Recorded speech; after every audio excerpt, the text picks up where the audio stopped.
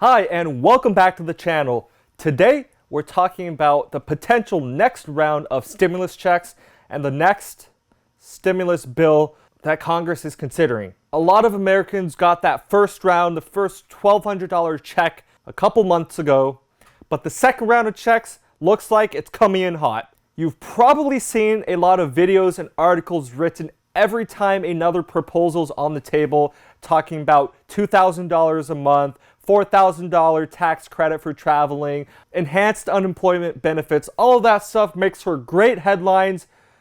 But as we know, there are a ton of bills that are proposed or talked about every year, and only a small fraction of them actually pass. And what you actually get at the end of the day varies significantly from all the attention-grabbing headlines and what people are saying early on. So I tried not to focus on every single new piece of news and every new proposal that came out, because ultimately not much of that would be relevant and we would not necessarily see that money in our bank accounts. But as of today and this week, Senate Republicans and the White House have met, and it appears that we are going to see another round of stimulus checks from the next stimulus bill. And although it is nice to think about getting $2,000 a month recurring payments, something like Canada, getting those monthly checks, it's probably not going to be the case. And also, not all of these people are economists as well. So a lot of people saw the news earlier where the House Democrats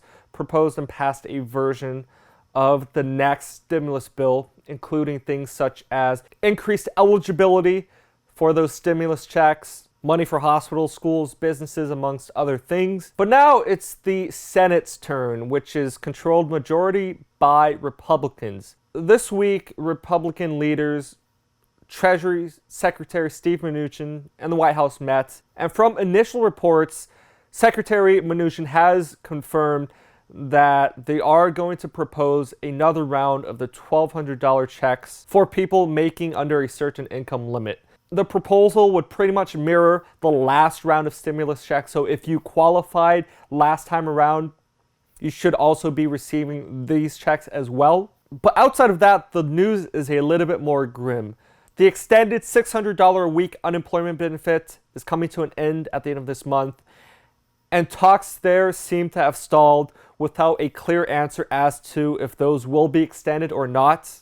We saw recently a lot of lawmakers saying that an extension would be a disincentive to put people back to work. If you can just stay home and collect extra checks, why go out and work? There's been proposals to give a credit or money for people that go back to work, a return to work credit. Or Secretary Mnuchin has also floated the idea of a 70% wage benefit. So you wouldn't be getting that max benefit plus extra money. You'd be reduced to a certain percentage of your income before. So I think for a lot of people, the unemployment extension might be a bigger deal than just the one-time payment. When we first heard about the one-time payment, a lot of the criticism revolved around the obvious fact that people have bills to pay every single month. They have rent, childcare, all these expenses coming every single month. So a one-time payment isn't going to help much in the long term. If you have a mortgage that you can't pay off or rent you can't pay off, we're seeing extensions and forbearances, but one-time payments just going to help you for the first month, if even that. And then after that, you're kind of out on your own. But the extra $600 a week unemployment check probably benefited more people than the one-time payment. If you lost your job due to COVID or to other health concerns, you're able to keep yourself safe, keep your family safe, and still be able to pay the bills every single week. People would rather have that extended amount than the one-time payment, assuming you don't have work and you're out of a job for now. But obviously, if you do have a job, then unemployment doesn't impact you, at least right now. But we could see cases where jobs that came back due to the reopening might disappear again if we are forced to lock down, and if companies and small businesses are forced to reduce their staffing levels again. So there's a lot of uncertainty around that. And another thing as well, President Trump voiced his support for a income payroll tax cut. But it seems like from talks now that will not be included in the next proposed bill. All right, so what we do know is we are likely getting another $1,200, but what's the catch? There are a couple things holding this back, and the first major thing is obviously, can this even pass through the Senate, the House, in time for it to matter? It seems like this bill will have a harder time at getting through both houses of Congress than the past couple did. Back in March and April, things seemed pretty dire with the stock market crashing and millions of people losing their jobs all at once. People were seeking solutions that would help them now. But a couple months later, this thing has dragged on. We've shut down, we've reopened. Some places have shut down again. Some people are back at work, others aren't. Right? We're saying people are being lazy for not going out to work. Other side are saying we need to support people with more money. So there's a lot more debate now, back and forth, and it doesn't seem like there's as much of a consensus on the pandemic stimulus bill as there was before.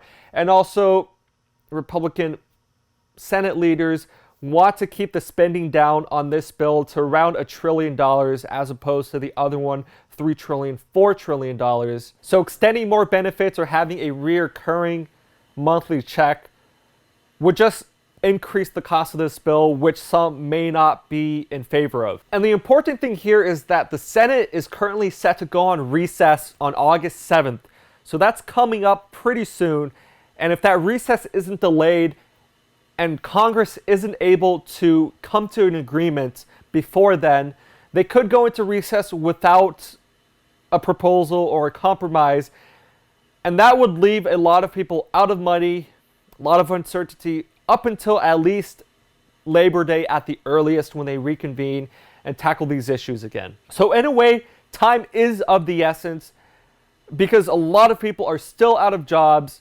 It might seem that the market and companies have recovered, but there's still a ton of issues from the school reopenings, the hospital resources, unemployment resources, you name it, that may go overlooked or underfunded if Congress isn't able to come to an agreement. But I think we're a little bit closer than we were a couple weeks ago or even last week, where it seemed like Republican leadership and the White House weren't on the same page together. But after the meetings this week, it seems like they have ironed out their differences and are on the same page. We now just have to see how the Democrats and Republicans are able to play this one out. And some of the concerns that I have is hopefully politics don't take over and prevent something from getting passed, because at the end of the day, people really need help. And it would be naive to say that politics aren't going to be involved. It's an election year coming up.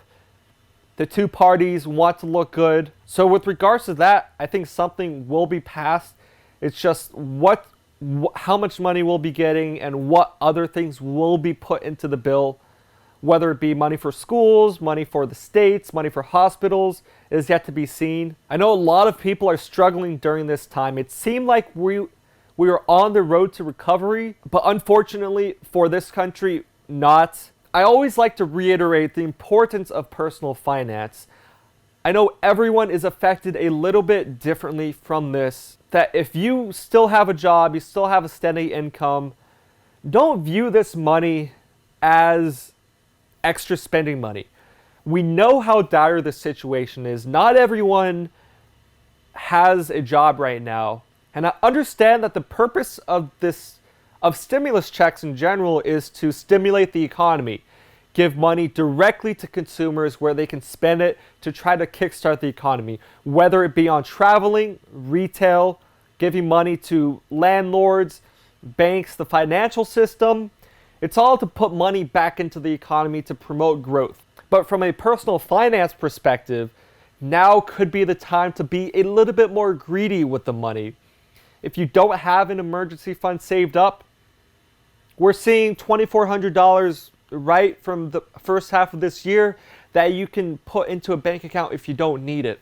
So even though the government wants you to go out, wants you to spend money, as always, I would recommend treating this as any other source of income.